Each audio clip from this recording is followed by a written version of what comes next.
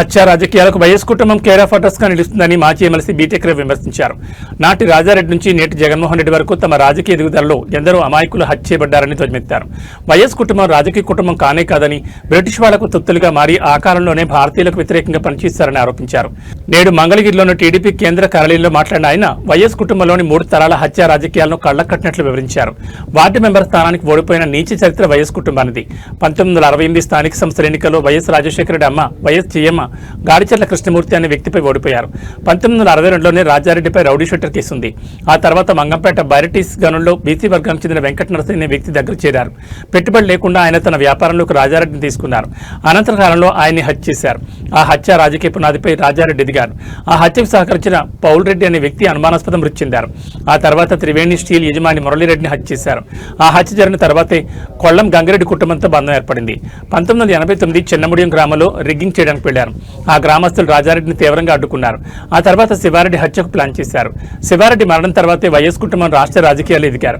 పులివెందులలో అనేక హత్యలతో రాజారెడ్డికి ప్రత్యక్షంగా పరోక్షంగా సంబంధాలున్నాయి. రాజకీయాల్లో రాజారెడ్డికి వ్యతిరేకంగా పోటీ చేసిన పేర్ల పార్థసారథిరెడ్డిపై హత్యయత్నం చేశారు. కత్తులతో నరికారు. ఆయన బతికి బట్టకట్టారు. ఆ తర్వాత పార్థసారథిరెడ్డి వర్గీయులు రాజారెడ్డిని హత్య చేశారు.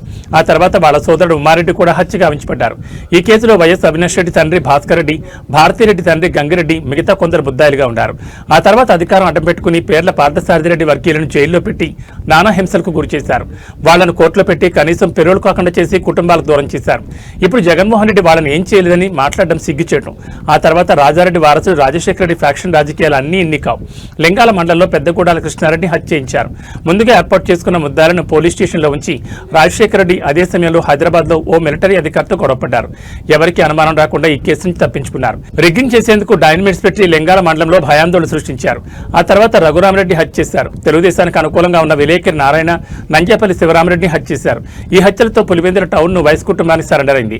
జగన్మోహన్ రెడ్డి మనస్తత్వం చాలా క్రిమినల్ మైండ్ సెట్. బెంగళూరులో ఉండి ఎరుకల మహేష్ అనే వ్యక్తిని దారుణంగా హత్య చేయించారు. ఆ తర్వాత మహేష్ కుటుంబానికి చెందిన 19 ఏళ్ల ఉదయ్, 20 ఏళ్ల సాకి రామాంజనేయులను హత్య చేయించారు. పక్కా ప్లాన్ ప్రకారం వాళ్ళని మధ్యంలో మత్తుమంది కలిపి మరీ హత్య చేయించారు.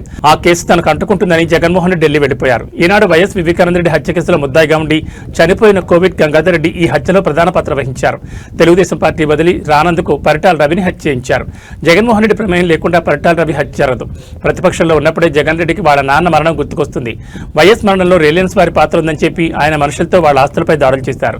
2020లో అదే రిలయన్స్ కుటుంబానికి చెందిన వ్యక్తికి రాజ్యసభ సీట్ ఇచ్చి ఎంపిక చేశారు. 1996లో ప్రజలే చంద్రబాబు నాయుడు అఖండ మెజార్టీతో గెలిపించారు.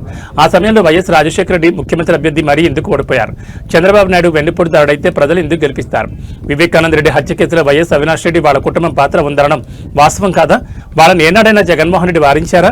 ఇజ్రాయెల్లో వైఎస్ విజయం సమక్షంలో ఆస్తిలో షర్మిలకు 40% ఇస్తామని చెప్పి ఆ తర్వాత ఆమెతో పాదయాత్ర చేయించి రాజకీయ లబ్ధి పొందాడు. అనంతరం ఆమెను తల్లి విజయమును ఇంటి నుంచి తరిమేశాడు.